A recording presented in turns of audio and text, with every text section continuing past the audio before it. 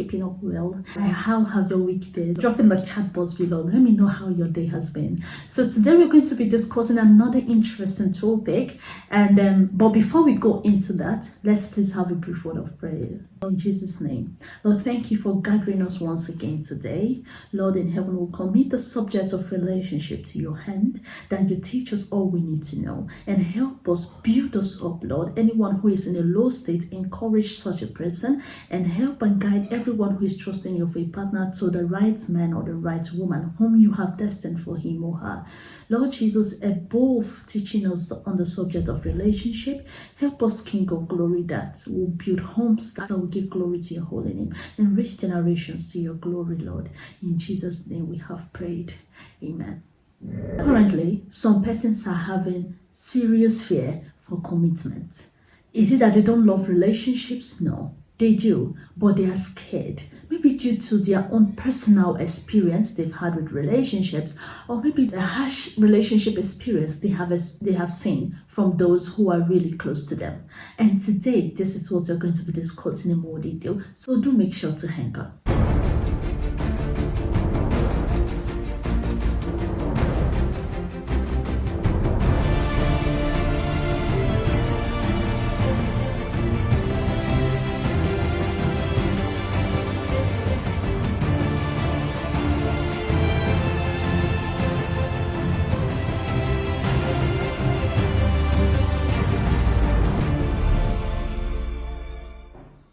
Hey everyone, welcome back to Relationship Talk with Godiva.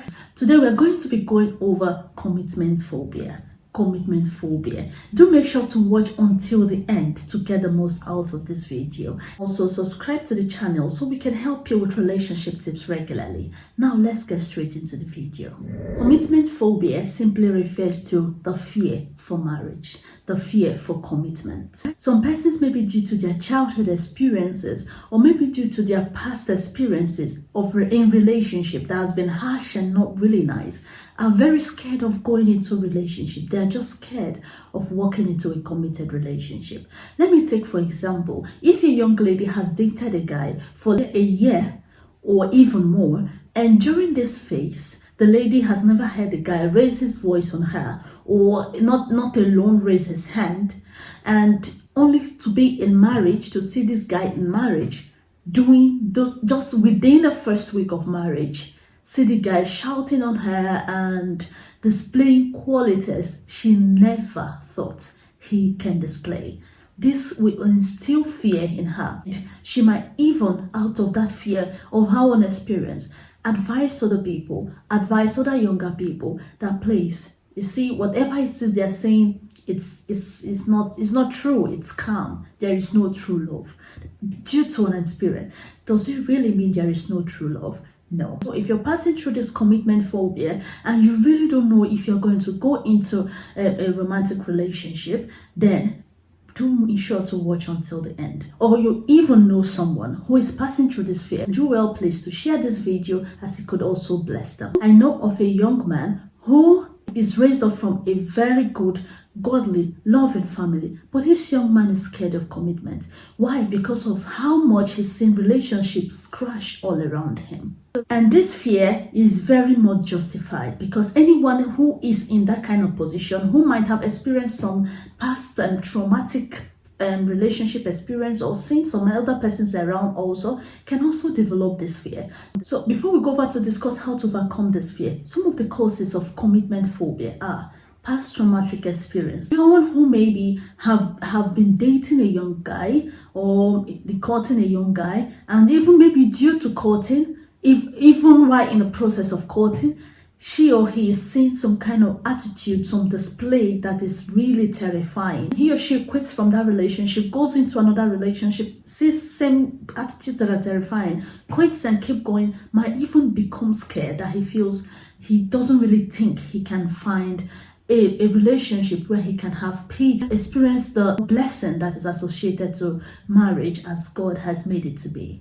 So past traumatic experience can be one reason why people have this fear. The next reason why someone can also develop this fear is personality disorder. Someone who has some personality disorder, that low self-esteem, can doubt his or her capability of attracting or maintaining a loving, lasting relationship. The next is family history.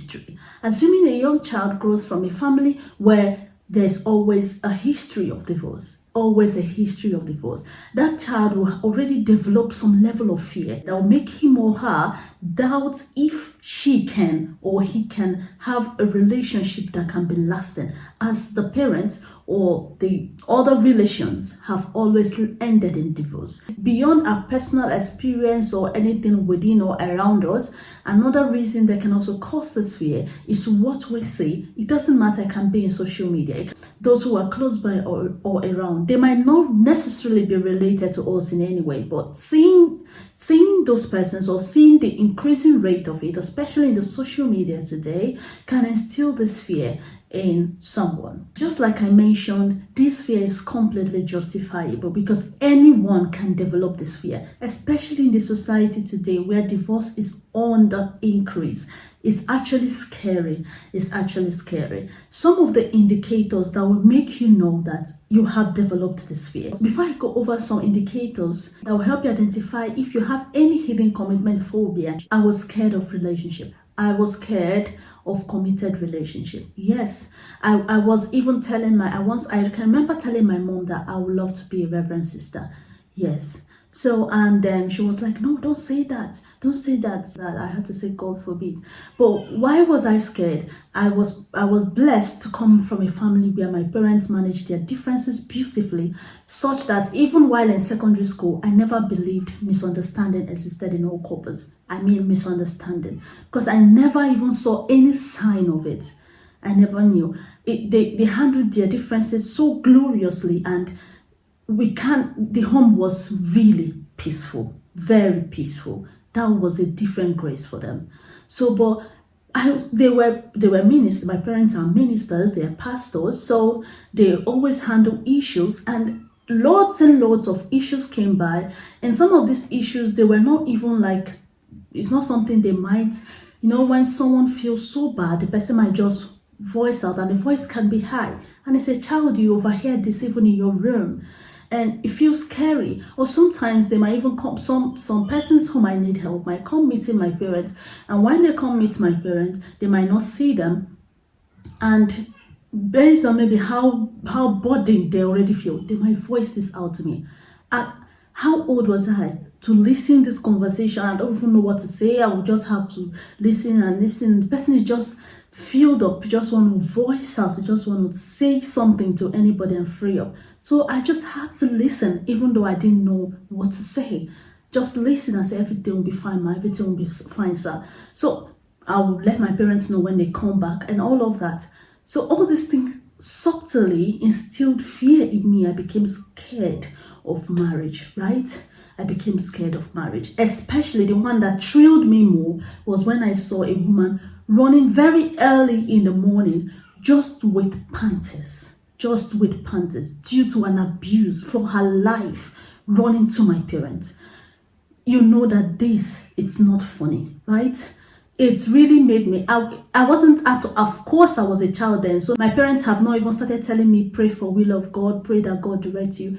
I already knew I had to trust God. I removed my mind from, I was even scared of relationships. So, but even though I'm going to, please God guide me, please God guide me, because I knew I can't handle this. Because these people, they were people who love themselves. These were people who, so what went wrong? So it's not something you say it's by strength, or I can develop myself enough, or I'm beautiful, or it's not all of that. It's something that has to do with God's grace and God's grace alone.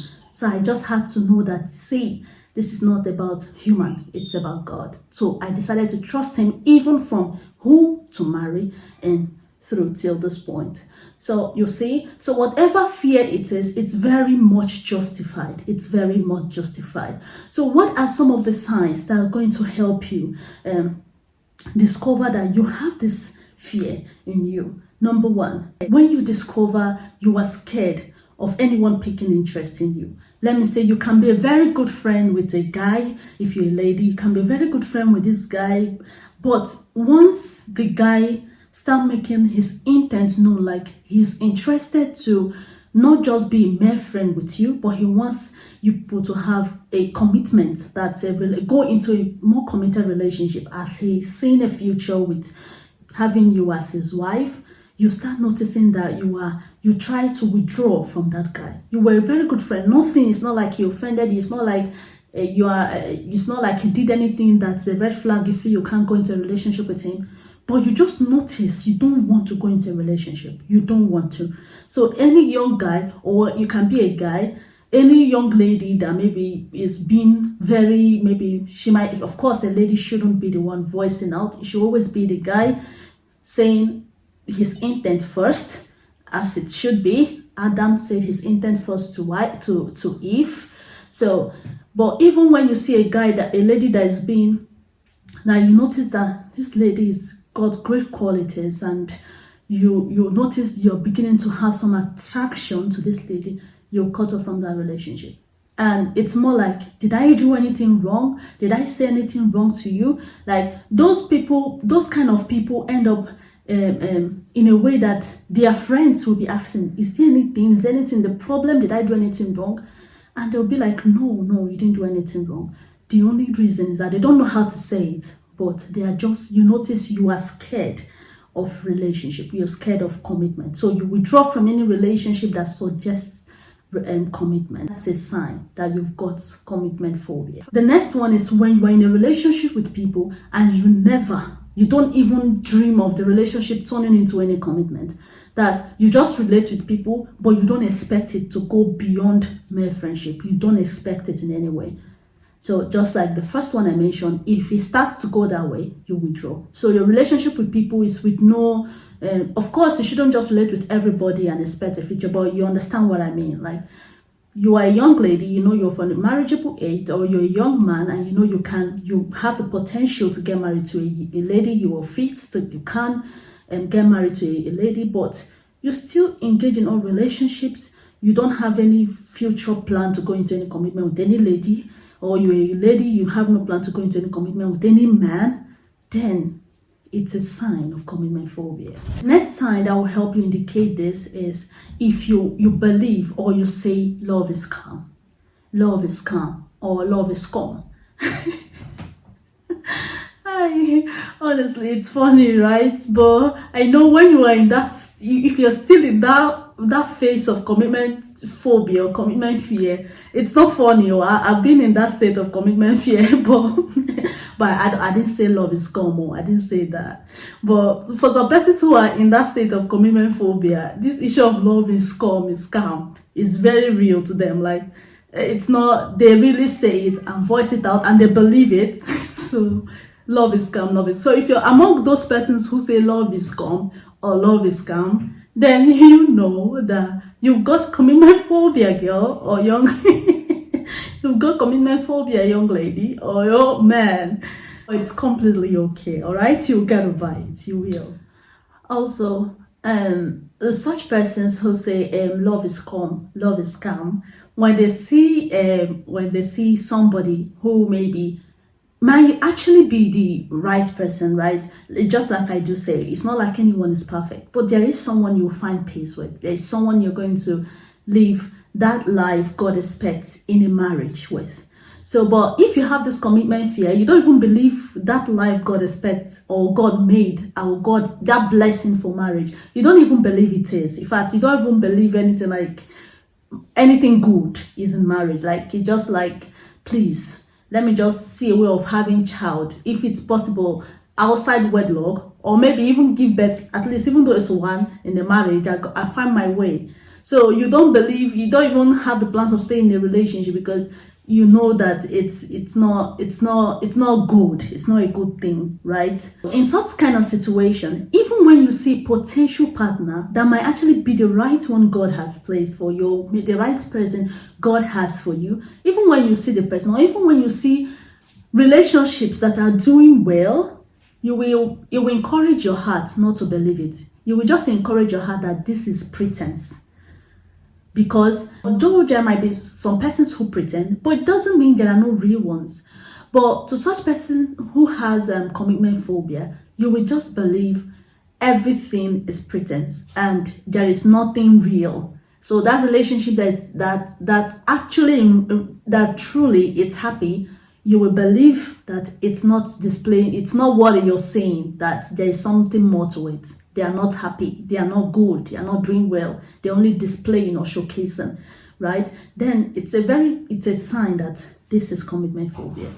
Such persons making any plans towards marriage. You don't, in fact, their plan, you're not hearing marriage in their plan. Maybe if it's a young man, it's not like he's not got the money to settle. It's not like he's not got all that he needs, at least what is necessary for him to settle. It's not like that.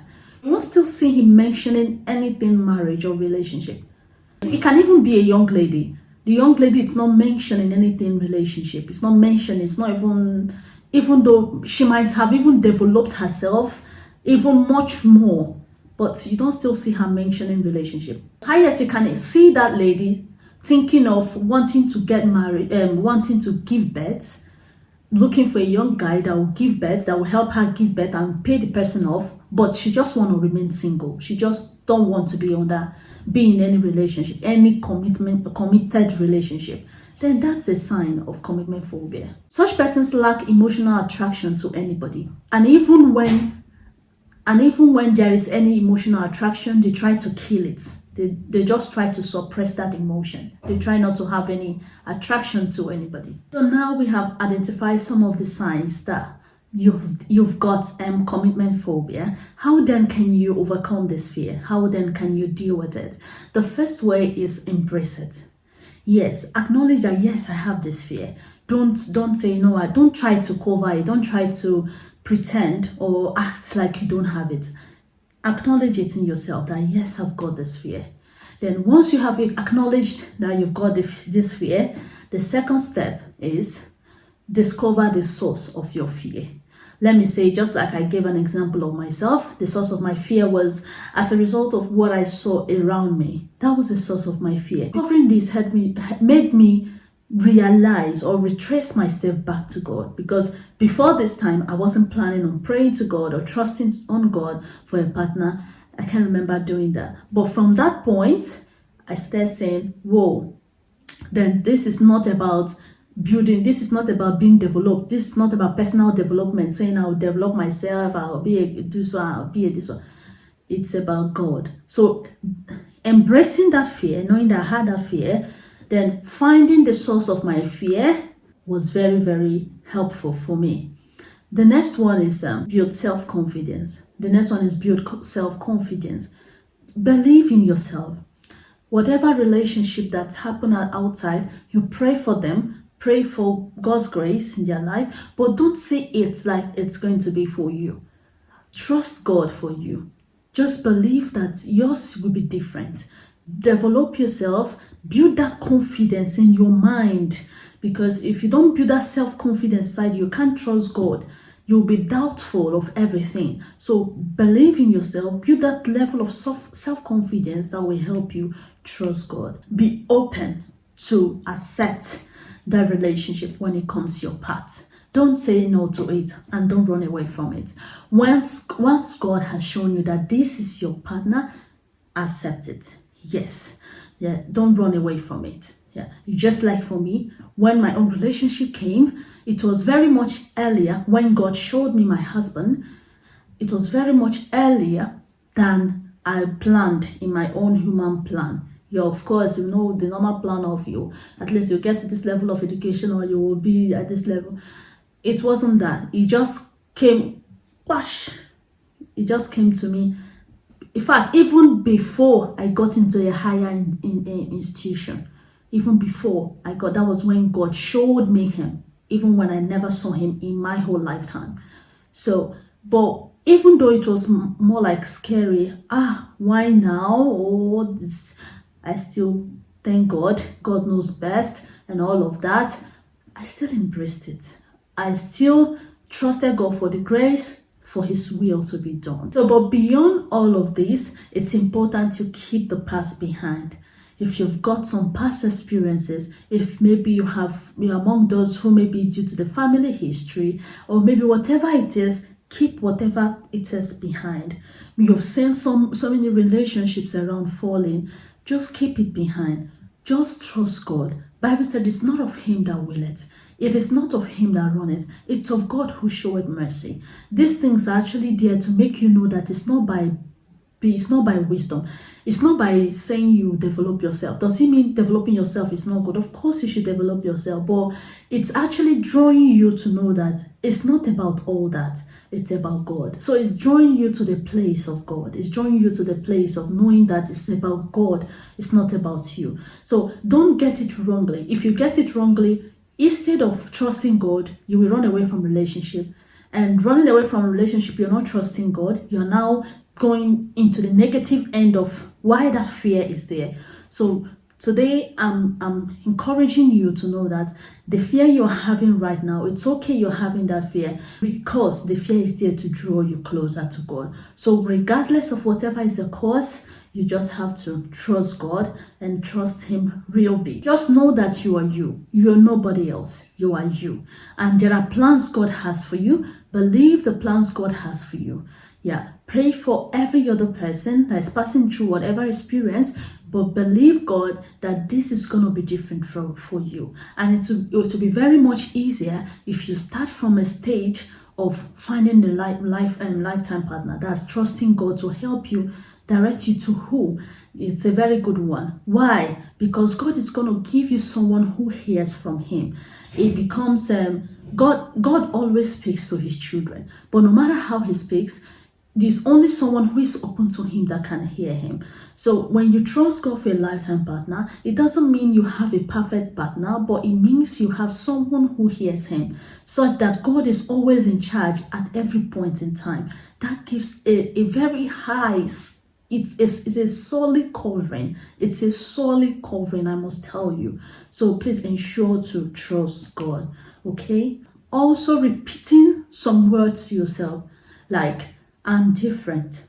The thoughts of God towards me are thoughts of peace and not of evil, to give me an expected end. These words, just keep repeating good words to yourself. Just repeating, not just good words, God's own words. Keep repeating the words of God to yourself and choose to rely on him completely. Also, when you meet with your partner, when God brings that Mr. Right or Mrs. Right your way, it's important to also discuss your fears, discuss your past experiences with that person, and also try not to interpret actions like, oh, I said it.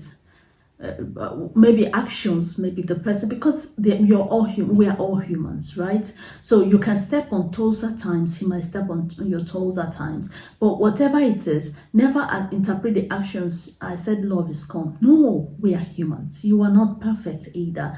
So what it means is we can offend one another unknowingly. The good thing is it's never intentional. When it comes to a relationship that's built on the foundation of Christ, it's never intentional, and everybody is willing to do just God's own will, just God's own will and heart desire in the relationship. So at that point, any offense can be unknowingly or maybe due to ignorance or whatever it is. So, but at any point, God still comes in and also help iron everything out. So it's very much beautiful. Remember, I'm a trained therapist, and I would like to help you in any relationship concerns you've got and you think you will need a third party, someone who is related, someone who is not related, or someone you just want to discuss with. You can always reach out by filling out the form. The link will be dropped in the description box below, and I promise to get in touch within 48 hours. You can choose to book an appointment with us by visiting our website at godivascounselinghome.com. I hope and I really desire that you find the love and peace you so desire in your current or future relationship or home. You share this video so it can bless some other people. You never know who it could bless through you. Subscribe and turn on the notification bell so you don't miss out on more videos of relationship talk. Check out this video on breakup issues and how to handle, and I'll see you in the next video. Today.